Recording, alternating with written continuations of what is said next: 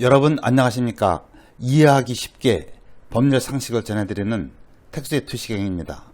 이번 시간에는 이 종중과 연고항존자에 대해서 말씀 올리겠습니다. 우선 구독, 좋아요, 알림 설정 부탁드립니다. 최근 이 연고항존자에 관해서 많은 분들이 의문을 갖고 질문을 하고 계셔서 이 기회에 확실히 설명을 드리고자 합니다.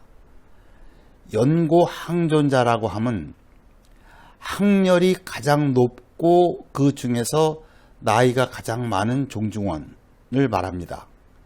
나이가 가장 많고 그 중에서 학렬이 높은 사람을 의미하지 않습니다. 왜냐하면 나이가 가장 많은 사람은 오직 한 사람만 존재하기 때문에 굳이 학렬까지 따질 필요가 없죠. 종중이 이 제대로 활동을 하고 있을 때는 종중의 대표자가 종전대로 업무를 처리하면 되기 때문에 굳이 이 연고항존자를 거론할 필요가 없습니다.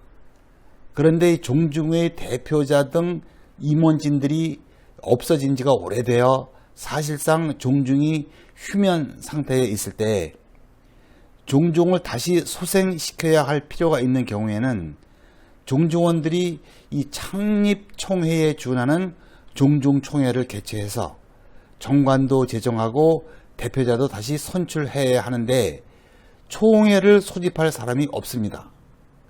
이때 종중총회를 소집해야 할 권한이 있는 자를 정할 필요가 있어서 대법원은 이때 연고항존자가 총회를 소집할 권한이 있다고 하는 입장을 내놓았고 그 입장은 당분간 변경될 가능성이 없어 보입니다.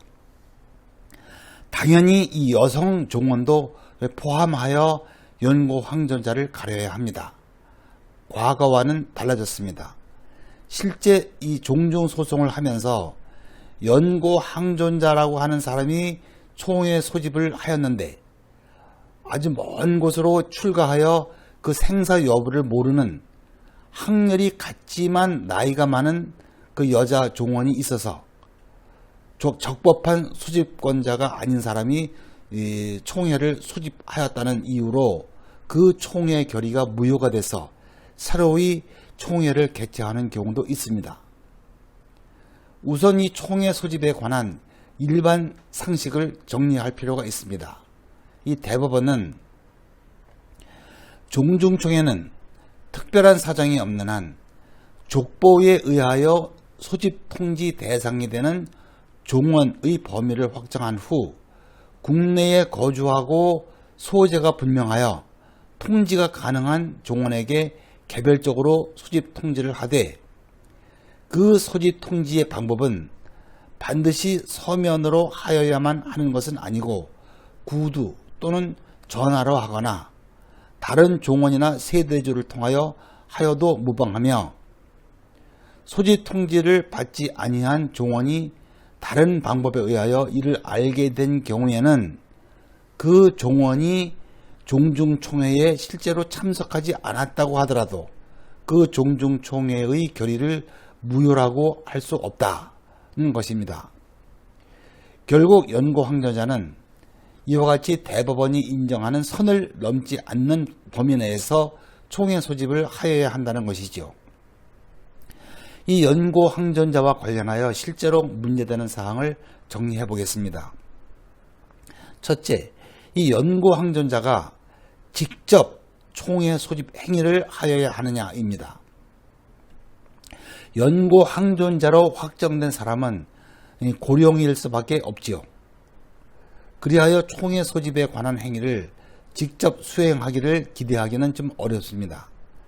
이에 대하여 대법원은 연고항존자가 다른 사람에게 총회 소집에 관한 권한을 위임하여 그 위임받은 사람이 대행하더라도 무방하다는 입장인데 오히려 대개는 그 연고항존자로부터 위임받은 사람이 대행하는 것이 현실입니다. 둘째, 연고항존자가 총회 소집을 거부하는 경우가 있습니다. 이 경우 총회를 영령하지 못해야 하나요?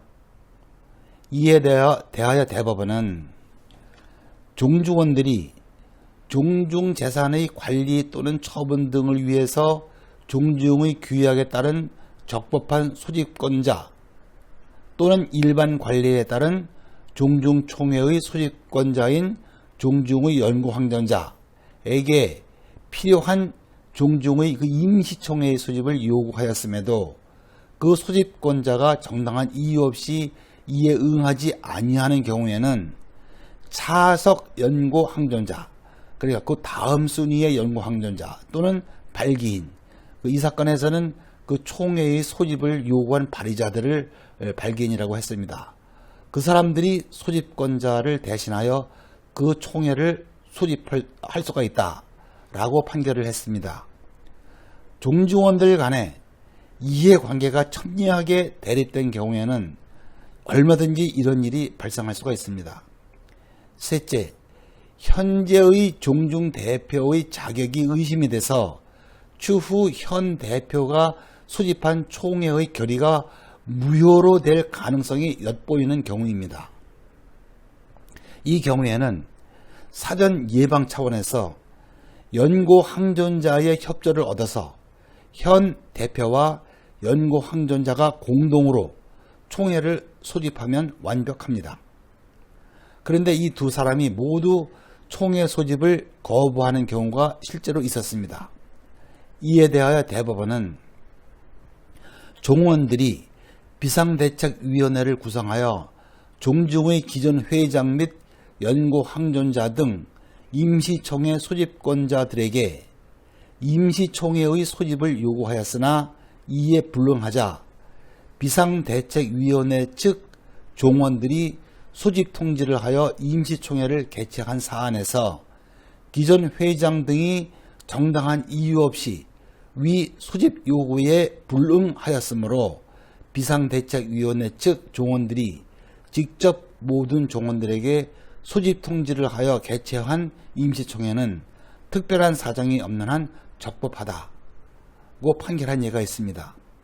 대법원은 이 소집권자가 정당한 이유 없이 불응한 경우에는 소집을 요구하는 측이 보충적으로 개최한 총회를 유효하다고 본다는 입장입니다. 넷째, 연고항전자가 아닌 사람이 총회를 소집하여 총회 결의를 하였다면 무조건 그 총회 결의가 무효인가? 입니다. 이에 대하여 이 대법원은 이렇게 판결했습니다. 적법한 대표자 자격이 없는 그 비법인 사단의 대표자가 종중도 이 비법인 사단입니다. 그 대표자가 한 소송 행위는 후에 대표자 자격을 적법하게 취득한 대표자가 그 소송 행위를 추인하면 사후에 유효로 인정한다면 행위 시에 소급하여 효력을 갖게 되고 이러한 추인은 상고심에서도 할 수 있다.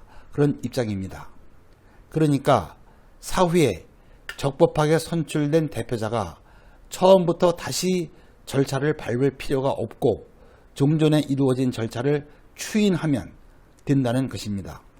이상 종중과 연고항전자에 관하여 여러분이 제기하신 의문점에 대하여 설명을 드렸는데 혹시나 또 다른 의문이 있으시면 댓글로 남겨주시기 바랍니다. 끝까지 시청해 주셔서 감사드리고요. 다음도 유익한 주제로 뵙겠습니다.